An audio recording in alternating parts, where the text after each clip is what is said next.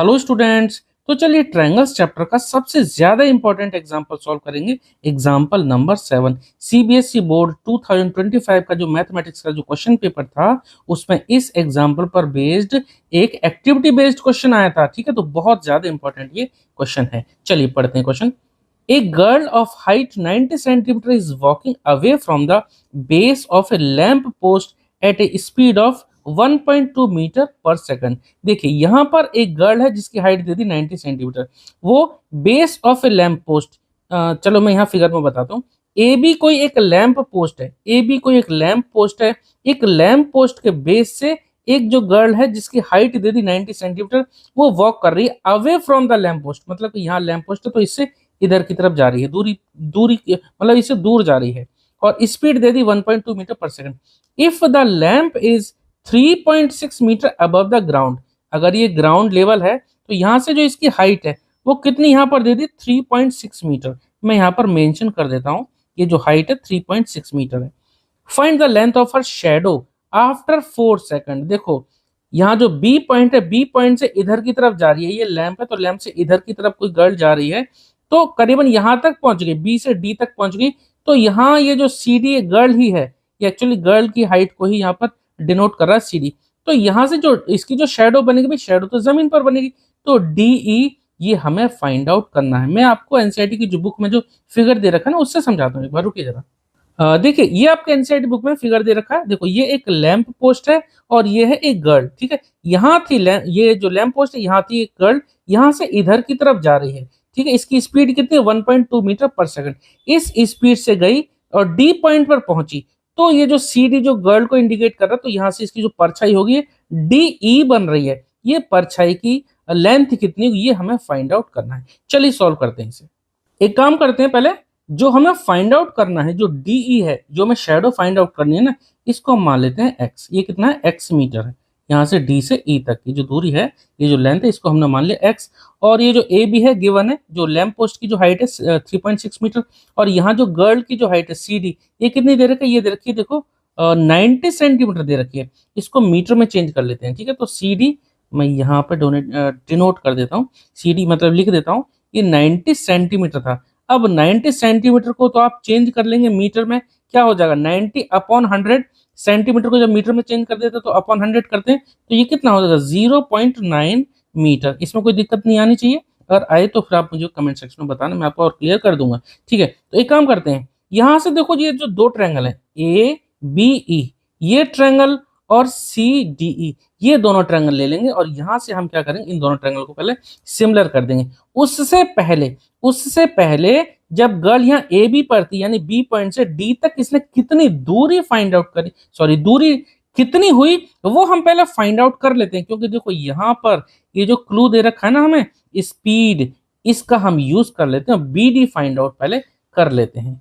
ठीक है, चलो तो यहाँ से पहले बी डी क्या होगा, देखो बी डी क्या होगा, हमें बी डी पता है, मतलब पता कर लेंगे, डिस्टेंस है, बी डी एक डिस्टेंस है, और डिस्टेंस इक्वल टू क्या होता है, स्पीड इनटू टाइम। ठीक है, मैं यहाँ पर थोड़ा सा मेंशन कर देता हूँ बाकी, ताकि बाद में आपको कोई दिक्कत ना रहे। तो डिस्टेंस इक्वल टू क्या होता है, स्पीड इनटू टाइम। ठीक है, स्पीड इनटू टाइम, ये हमें थोड़ा सा कॉन्सेप्ट फिजिक्स का यूज करना है। Distance equal to speed into time, तो देखो बी डी एक जो डिस्टेंस है, तो बी डी इक्वल टू क्या होगा, distance equal to speed into time. Speed कितनी देर के 1.2 मीटर पर सेकंड, तो क्या होगा 1.2 इंटू टाइम। टाइम देखो दे रखा है, यहाँ से बी से डी तक पहुंचने में इसको जो टाइम लगा, कहाँ दे रखा है 4 सेकंड, तो 4 सेकंड ये टाइम दे रखा है। तो 1.2 इंटू 4 कितना आ जाएगा बताइए, 1.2 को जब 4 से मल्टीप्लाई करेंगे तो 12 चौक 48 होता है, यानी कि 4.8। एक डिजिट से पहले पॉइंट है तो हमने यहाँ लगा दिए पॉइंट है। ठीक है, तो 4.8 मीटर, ये बात आपको समझ में आ गई अच्छे से। चलो बी डी अब आ गई हमारी 4.8 मीटर। ठीक है, यहाँ पर मैं लिख देता हूँ 4.8 मीटर बी से डी तक, ये बात समझ में आ गई। अब देखिए, अब हम इन दोनों ट्रायंगल में यानी कि सिमिलैरिटी क्राइटेरिया लगा देते हैं, एक ए बी ई ट्रायंगल में और सी डी ई ट्रायंगल में। देखिए क्योंकि एक लैंप पोस्ट है जो कि इस बेस पर खड़ी हुई है, तो यहाँ से एंगल कितना होगा 90 डिग्री। ऐसे सी डी ई का ये एंगल कितना होगा 90 डिग्री। ठीक है, यहाँ हमें ये साइड पता है, ये साइड पता है, ये साइड पता है, और ये एक्स हम निकाल लेंगे। ठीक है, तो चलो पहले इन दोनों ट्रायंगल में हम लगा देते हैं। पहले लगा देते हैं, पहले लिख लेते हैं क्या क्या हमें चाहिए यहाँ पता है। देखो यहाँ पर एंगल बी पता है हमें, एंगल डी के बराबर, एंगल बी पता है एंगल डी के बराबर कितना होगा 90 डिग्री ईच, या ईच 90 डिग्री। ठीक है, 90 डिग्री ईच में लिख देता हूँ। बात आपको समझ में आ गई 90 डिग्री क्यों होगा भाई? कोई भी हाइट होती है, जब हम हाइट वर्ड यूज करते हैं ना, तो हाइट का मतलब यहाँ पर बेस से 90 डिग्री एंगल बनाएगा। ठीक है, एक काम करते हैं, ये जो दो एंगल लिए ना, पहले हम ये ले लेते हैं कौन सा ट्रायंगल ले रहे हैं भाई, ये भी तो आपको पता होना चाहिए। तो मैं यहाँ लिख देता हूँ पहले in triangle A B D, A B D नहीं सॉरी ए बी पूरा एंगल लेंगे, मतलब ट्रायंगल का नाम हमारा यही तो होगा ए बी ई, तो वो लिख लेंगे in triangle A B E and दूसरा ट्रायंगल का नाम क्या होगा, and triangle C D E. ठीक है, ट्रायंगल सी डी ई। ठीक है, तो हमने एंगल पहले लिख दिए थे, कोई बात नहीं, अब हम यहाँ ट्रायंगल पहले लिखना चाहिए, वैसे तो ट्रायंगल लिखना चाहिए पहले। तो कौन से दो ट्रायंगल लिए, इन ट्रायंगल ए बी ई और दूसरा ट्रायंगल सी डी ई। इसमें देखो angle B equal to angle D, और दूसरा हम क्या लिख सकते हैं, यहाँ पर देखो ये जो एंगल ई है ना, ये एंगल ई इस बड़े ट्रायंगल का भी पार्ट है एंगल ई, और इस छोटे ट्रायंगल का भी पार्ट है एंगल ई। कॉमन क्या लिखेंगे हम, कॉमन, तो angle E equal to angle E, angle E equal to angle E common. ठीक है, अब देखो हो सकता है किसी बच्चे के मन में ये बात डाउट आया हो, मतलब ये बात नहीं समझ में आई को, एंगल बी को तो चलो यहाँ ठीक है, एंगल डी हमारा क्या है, देखो एंगल डी का मतलब है angle C D E, angle C D B ये भी 90 डिग्री होगा हालांकि, तो हम यहाँ बोल रहे हैं एंगल, आप इसको यहाँ पर एंगल डी की जगह आप एंगल सी डी ई ऐसे भी लिख सकते थे, और एंगल बी को एंगल ए बी ई ऐसे भी आप लिख सकते थे। ठीक है, तो देखो जब दो एंगल हमारे हैं, तो यहाँ दो एंगल हमारे इक्वल हैं, तो हम यहाँ लिख सकते हैं therefore by angle criteria, by angle criteria, angle criterion of similarity. तो बाई एंगल क्राइटेरिया से दोनों ट्रायंगल हमारे क्या हो जाते हैं, सिमिलर हो जाते हैं। Therefore by angle criteria of similarity triangle A B E, triangle A B E similar हो जाएगा ट्रायंगल सी डी ई। देखो अब ये बड़ा triangle triangle A B E और छोटा ट्रायंगल, दोनों ट्रायंगल आपस में सिमिलर हो गए, और हमें पता है कि जब दो ट्रायंगल सिमिलर होते हैं तो उनकी करस्पॉन्डिंग एंगल्स तो इक्वल होते हैं, साइड में करस्पॉन्डिंग साइड का रेशियो इक्वल होता है। ठीक है, तो हम यहाँ लिख सकते हैं देयरफॉर, यहाँ पे हमने लिख दिया बी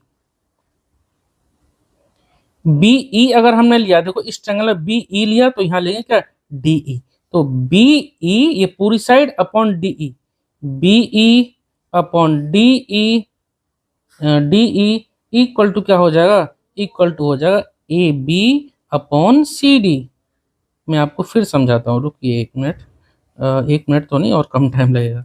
देखो यहाँ पर अगर ये दोनों ट्रायंगल, बड़ा ट्रायंगल और ये छोटा ट्रायंगल जब आपस में सिमिलर है, तो इनके साइड का रेशियो भी आपस में इक्वल होगा। तो यहाँ से अगर बड़े ट्रायंगल की साइड जो ए बी था, बड़ी साइड ली मैंने बी ई, तो छोटे ट्रायंगल की साइड कौन सी हो जाएगी डी ई, तो B E upon D equal to A B, बड़े ट्रायंगल की साइड ए बी ली, छोटे ट्रायंगल की साइड सी डी, अपॉन में हम लिख सकते हैं। अब यहाँ इनकी जो वैल्यू जो हमें पता है वो फाइंड आउट कर सकते हैं। तो बी ई कितना दे रखा है, बी ई कितना होगा, देखो हमने डी ई जो शेडो थी, शेडो को हमने मान लिया एक्स, डी से ई तक मान लिया शेडो एक्स, तो बी ई कितना होगा भाई, देखो 4.8, इसमें आपको एक्स प्लस करना पड़ेगा।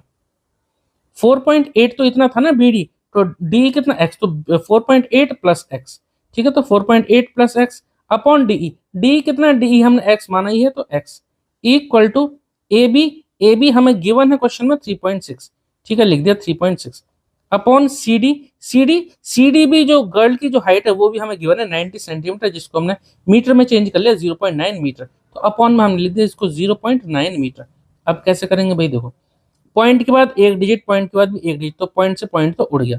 अभी क्या बचा, ये हो गया 36 अपॉन 9, आप इसको कैंसिल आउट कर दीजिए, 9 4 जा 36। ठीक है, तो इस पूरे की जगह क्या आ गया हमारा 4 आ गया। अब आप इसको ऐसे लिख सकते हैं, चलो 4.8 plus X upon X equal to 4, इसमें तो कोई दिक्कत वाली बात नहीं है क्योंकि इसको सॉल्व करके आ गया 4। अब आप क्या करें, क्रॉस मल्टीप्लाई कर दें, इसके नीचे 4 के नीचे कुछ नहीं तो हमने माना 1। अब इसको आप क्रॉस मल्टीप्लाई कर दीजिए, मैं इधर सॉल्व कर देता हूँ, नीचे जगह कम बची है। तो क्या हो जाएगा 4.8, ठीक है मैं एरो लगा देता हूँ, इसके बाद आपको यहाँ से करना है 4.8 प्लस एक्स इक्वल टू कितना आ जाएगा, एक्स को 4 से मल्टीप्लाई कर देंगे तो क्या हो जाएगा 4x हो जाएगा। ठीक है, अब आप क्या करो, लाइक टर्म्स को एक तरफ कर दें, तो चलो 4.8 को आपने इधर ही रहने दिया, x को आप x के पास पहुंचा दो, यानी 4x है तो 4x को x को इधर ले आएंगे तो माइनस का x हो जाएगा, ये हो जाएगा 3x, क्या हो जाएगा 3x इक्वल टू यहाँ कितना 4.8।